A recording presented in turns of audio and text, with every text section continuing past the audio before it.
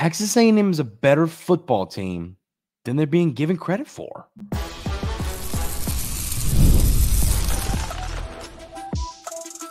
You are Locked On Aggies, your daily podcast on the Texas A&M Aggies, part of the Locked On Podcast Network, your team every day. Welcome on in to Locked On Aggies. I'm your host, Andrew Stefaniak. Thanks for making Locked On Aggies your first listen every single day. These days, every new potential hire can feel like a high-stakes wager for your small business. That's why LinkedIn Jobs helps find the right people for your team faster and for free. Post your job for free at linkedin.com/lockedoncollege. Terms and conditions do apply. Well, ladies and gentlemen, I hope everybody had an outstanding weekend. We had a lot of fun things to talk about today. I'm going to make my case for why I believe the Aggies are going to be a better football team than people are giving them credit for. We're going to talk about the most important stretch of the season for the Aggies. And then we're talking a little bit about the massive series win over the Arkansas Razorbacks that should lock up a top 8 seed, which means if you're going to go to Omaha, you're not going to have to leave your home ball field, which is exciting. We're going to have all those conversations on today's episode of Locked On Aggies. But first, let's do it. I want to give my state of the union of why I believe this Texas A&M football team can be successful. And, I think that this is a conversation. I first want to preface this by saying I think that people often overhyped Texas A&M during the Jimbo Fisher era. And I think that's a fair statement. I think every year it was, man, this is the year. And the expectations more times than not, weren't met. That's just reality. And I think looking at this season now, I think it's kind of the other way around. I think people were tired of buying into the Texas A&M hype. And I think that they're looking at this Texas A&M team, they're going to be okay, but they're not going to compete for anything. They're not going to be competing for the SEC. They're not going to be competing for anything important. They're going to be a fine team in a coaching transition. They'll be fine. You know what I mean? They're not going to be elite. They're not going to be great. They're going to be just a fine, solid football team. I think that this team has the pieces and the coaching staff to be better than just a solid SEC team. Now, am I saying they're going to go 12-0 and win the national championship? No, I'm not saying that. Because that's unrealistic as well. I think that this team is better than people are giving them credit for. All we've heard about is how many players the Aggies have lost. Everything is in the portal. Coach Elko lost everything, all that. The recruiting class, that's all we hear. And I think it's well overhyped. Yes, you lost a ton of talent. You did. You lose Walter Nolan. You lose Evan Stewart. You lose a lot more than those guys. You lose a Fadil Diggs, a veteran pass rusher. I mean, you lose a lot, right? And that's true. That's accurate. That's a fact. All of that did happen. But you have a lot still on the roster from previous years. You did a good job holding on to some talented players in the recruiting class, like a Terry Bussey, some other players. Coach Elko did a good job finishing the recruiting class. And you did a great job in the transfer portal bringing in new players. So, I have a handful of lists written down here for why I think the Aggies are going to be better than people think. First thing I wrote down is Conner Weigman / quarterback depth. I think Conner Weigman is going to have a better season than people are anticipating. Whatever you think reasonable expectations are for Conner Weigman, I believe he's going to outperform those this season. I think he's going to have a great year. As I said, I think he's going to be a guy that week 7, week 8, people go, man, Conner Weigman's sitting here in the Heisman conversation. I don't think he's going to win it. I don't think he'll be a finalist, but I think there's a world where his name is mentioned with the award. So I think your quarterback depth is better than last season because I think that, and I love Max Johnson, and this comes, no disrespect. I still think I would take Jalen Henderson and Marcel Reed as both of them this year over Max Johnson. I think they're going to be really special players.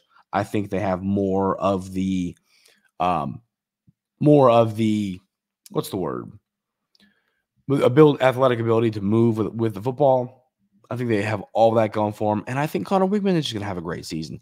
The goal should be for Conner Weigman to stay healthy. I know that Texas A&M has just been killed with quarterback injuries over the years, but let's just keep quarterback healthy. That'd be great, but you do have depth there. The pass rush is going to be elite. It's going to be one of the best pass rushes in the SEC in college football. Texas A&M's defensive line got a little bit of disrespect, not being ranked as a top 10 when it came to the position group, but still, I don't care. I think that it's going to be an elite group. I think it'll be one of the best in college football, and I think they'll compete to potentially lead college football in sacks this year. I think that Taron York's going to have a great season, and I think Scooby Williams is going to be better than people anticipate. I think that's going to be a reason why the Aggies can have a better season than many people believe. No debate about York. We know how good he's going to be. The question is going to be Scooby Williams, whoever ends up being that linebacker too, the DeShields kid. I've seen a lot of people, some hype about him maybe being better than I'm even discussing. And maybe he comes in, he competes. I think that was a great addition. Then you got the secondary. It's going to improve. It's going to be much, much better. On three, did their top 10 positions for position groups, or excuse me, they listed each position group and gave the top 10 units in college football. And at corner, Texas A&M was ranked number 10. I mean, are you kidding me? Texas A&M goes from one of the worst cornerback rooms in college football to now listed as top 10 heading into the season. That is massive, and I think that is really going to help. I think that's going to make this team better if you can actually cover some guys downfield. This defense has a chance to be elite, to where if your offense is just passable, is just fine, you're going to have a great season. And I think my next reason here why the offense is going to be better is Colin Klein. And I know it might sound silly to say, well, you had Bobby Petrino last year. I do think Bobby Petrino was fighting with two arms tied behind his back with Coach Fisher. I think that Coach Fisher was, still calling a lot of plays because I think the offense, in all honesty, some of it looked better later in the year. When Coach Fisher was gone, there were a lot of play calls. I was like, man, where was this? So I don't think Coach Petrino was at full strength, and I think that Colin Klein is going to be really good. I mean, the numbers I ran through, whether it was last week, the episode I talked about the Colin Klein effect, it's a real thing. He is an elite play caller. He scores in the red zone. He gets to the red zone, and when he's there, he scores 7 points, not 3. He is a great offensive coordinator. He's a great quarterback developer, I believe. I think he's going to be an incredible offensive coordinator for the Aggies. And I think he's a huge reason why this team can overachieve. The next thing I have here is the running back room. I think the running back room is going to be another unit that's one of the best in the SEC. You are really deep with talented players. I think Ruben Owens has a chance to be an absolute star in the SEC. I think he's going to break onto the scene and be this incredible player that we all believed he can. We all believe he can be. So that's another reason. Now, do you want to talk about the flip side? The concerns, yes, the offensive line is concerning. No debate to it. Concerned about the offensive line. It's a unit that could I don't know if I believe they can be elite or one of the best in the SEC. I believe that they can be serviceable, and serviceable will be enough to win a lot of football games. But I don't know if I believe they can be elite. I believe that if they're good, that this football team can win nine games with the schedule you have. So, that's kind of my argument here is I'm not saying this team's going to win a national championship. I'm not saying they're going to go 12-0. None of that, because I don't believe any of that. What I believe is that this team is better than they are being discussed. I think that things like being able to move Bryce Anderson back to his natural position at safety, I think the little things like that are what is going to make this team so good. I think Coach Elko is a great football coach. I think Coach Klein is an incredible football coach. And I really do believe the Aggies aren't going to have any trouble getting to 8 wins this season. For sure 8 wins, potentially 9. So that's my argument is I think this football team is better than people are giving them credit. I think these transfers are better than people are giving them credit. I think this team's going to have a better season than a lot of people are anticipating. So that is my opinion on this team, on this season. The Aggies are going to be better than people anticipate in year one under Coach Elko. What is the most important stretch of Texas A&M's schedule? We'll have that conversation coming up right here on Locked On Aggies. But first, I got to tell you about our friends over at LinkedIn Jobs. When you're hiring for your small business, you want to find quality professionals that are right for the role. That is why you have to check out LinkedIn Jobs. LinkedIn Jobs has the tools to help find the right professionals for your team faster and for free. LinkedIn isn't just a job board. LinkedIn helps you hire professionals you can't find anywhere else, even those who aren't actively searching for a new job but might be open to the perfect role. In a given month, over 70% of LinkedIn users don't visit other leading job sites. So if you're not looking on LinkedIn, you're looking in the wrong place. On LinkedIn, 86% of small businesses get a qualified candidate within 24 hours. Hire professionals like a professional on LinkedIn. Post your job for free at linkedin.com/lockedoncollege. That's linkedin.com/lockedoncollege. Post your job for free. Terms and conditions do apply.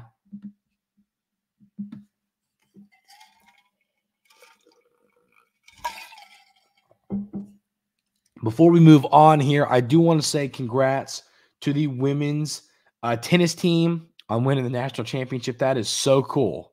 Congrats. Really happy for them. Really cool.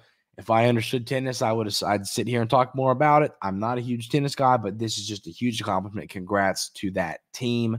Huge, huge, huge. So, what is the most important stretch on Texas A&M's schedule? I think this is a really good conversation because I think there are three options that you could take here. This was a question posed by SEC. I think it's Unfiltered, I believe. SEC Unfiltered. A guy who I've been on the show a few times when Texas A&M hosted, and he posed the question. He posed this question, and his option for the most important stretch on Texas A&M schedule is Missouri, bye week, at Mississippi State, LSU at home. That's the most important stretch. Because, and I don't disagree, I think that this is a fun debate because all three of these stretches you could argue are the most important that I'm going to run through. I think that's a very fair case for that. I am not in on Mississippi State. I do not believe they're going to be good. I know there's cowbells and there's this and there's that. I don't think that's a football game the Aggies are going to struggle in on the road. If you go 2-1 in this stretch, it would be massive. And I don't care who you beat, whether it's Missouri or LSU. If you go 2-1 in this stretch, once again, I've laid it out a million times, as you all know. I mean, as the everydayers here, Locked On Aggies know, if the Aggies are able to win one or two of those games, Missouri, Notre Dame, LSU, Texas, you go 1-3. 2-2 in that stretch, I think you're going to win 9 football games because the road schedule and the rest of the non-conference schedule is so manageable. You should win all your 3 of your non-conference games aside from Notre Dame. If you do drop that one, you should win Arkansas neutral site. I think you should beat Mississippi State. I think you should beat South Carolina. Auburn and Florida will be a little bit more challenging, but I think that you're going to be the better football team. So, that's kind of my take there. And yeah, I mean, it's going to be a really solid schedule to overachieve. And that's something I've discussed, as y'all know. But I think that stretch is really important. But I just have a feeling, just because I think that the stretch that I have listed as potentially the most important stretch is and it's a 4-game stretch. So it's at South Carolina, New Mexico State at home, at Auburn, Texas at home. I think you have to go 3-1 in that stretch. Have to. 4-0 in that stretch to me sounds really difficult. Once again, ladies and gentlemen, and I hate saying it, it's not going to be easy for the Aggies to beat Texas this year. Texas is when you've got a really good quarterback like Texas does, that's when teams, I think, kind of fall off. Is a good quarterback leaves. Is Arch Manning going to be good? And we don't know. We'll see. But, we'll find that out. But the reality is, if he isn't good, Texas is going to be in a tough spot. That's just the reality of how college football works. When you lose a good quarterback, and if your next quarterback isn't good, you aren't going to be as good. So you're in the year where, Quinn Ewers is going to be great. We think he's going to be great. He was the cover of the EA college football game. That's cool. It was much more deserving for it to have been. Who should it have been for Texas A&M? It's a fun question. Should have been. Who it should have been? Randy Bond. Yep, that's the reality here. But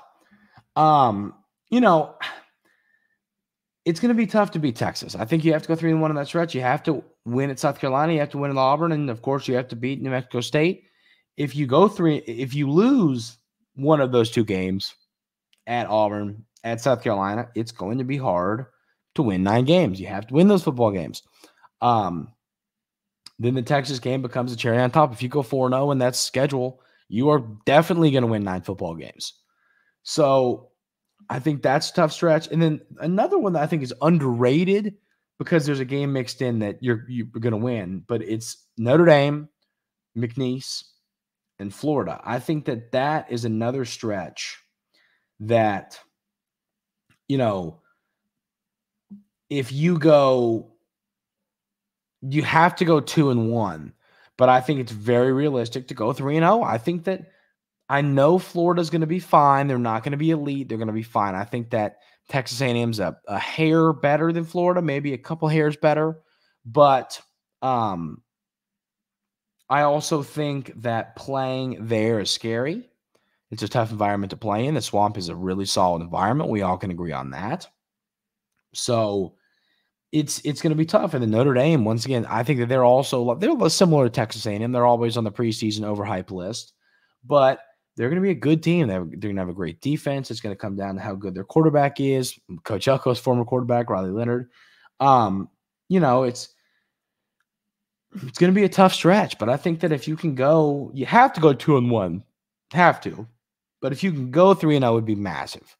I think a 5-0 start guarantees you 9 wins. And I know that sounds crazy, but I mean, you got to think about it. If you start 5-0, you've just got to go 4-3 in the back half of your schedule, and you can win 9 games. Like, I think that's very realistic, and that's with a game against New Mexico State mixed in there, and some games against Mississippi State. Like, it becomes very realistic. You have to take care of business in some of these games. You're not supposed to, but it is realistic. So, to me, the most important stretch, I think the most brutal stretch, the more I break it down, I do think it's this Missouri, Mississippi State, LSU.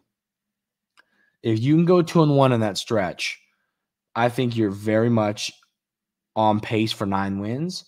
But I do think that Missouri and LSU are going to be the 2 most beatable of your really solid opponents. I think that Missouri and LSU are going to be great football teams, but I think that Notre Dame and Texas are going to be better. So I think that means that Missouri and LSU you'd love to win those games. You would absolutely love to win those games. But if you go 2-1, I think if you go 2-1, it's very realistic. In that stretch, it's very realistic to win 9 games. And I think that that's the most winnable 2 games of your challenging game. So I think I agree that is the most challenging stretch, most important stretch for the Aggies. The baseball team gets it done against the Arkansas Razorbacks. And, of course, should lock up the top 8 seed. We're going to talk about baseball, what's going on, talk a little bit about the series, talk about the SEC tournament. We'll have that conversation coming up right here on Locked On Aggies.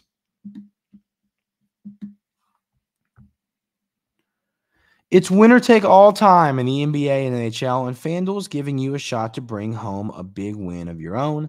Right now, new customers get $150 in bonus bets with any winning $5 bet. That's $150 to bet on spreads, money lines, player props, and so much more. The Final Four, the conference finals for the NBA set.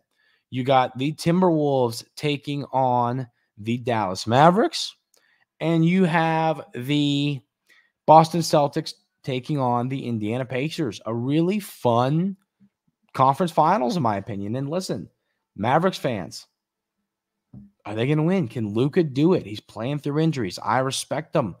Can the Mavericks win the whole thing? Can they win the championship? If you think so, go bet on it over at FanDuel. Visit FanDuel.com/lockedon and make every playoff shot count. FanDuel, America's #1 sportsbook.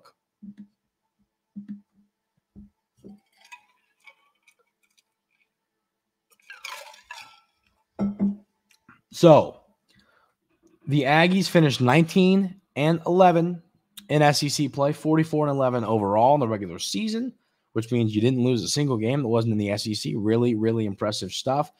And I want to continue to add, going 19-11 in the SEC is absolutely incredible. I mean, this is the best conference in baseball by a very wide margin, and you're able to win 19 games out of 30. I mean, that's really impressive. This team's really good. I think there are some series they'd like back. I think that Florida series to open things up, the LSU series. There are a couple. Ole Miss. There are some series that I think this team would like back, to where you could maybe be looking at 21 and 9, but it doesn't matter. Here's the deal: your goal in the regular season is to make it to where you are a top 8 seed in college baseball. The Aggies did that. They are not going to have to leave home until they go to the College World Series, assuming they do make it to Omaha. They won't have to leave home. That is so incredibly valuable, so incredibly important. You do not want to have to leave home. And the Aggies aren't going to have to leave home. And that is what matters. That is what the goal is when you are playing regular season in the SEC, or in college baseball. Great job there.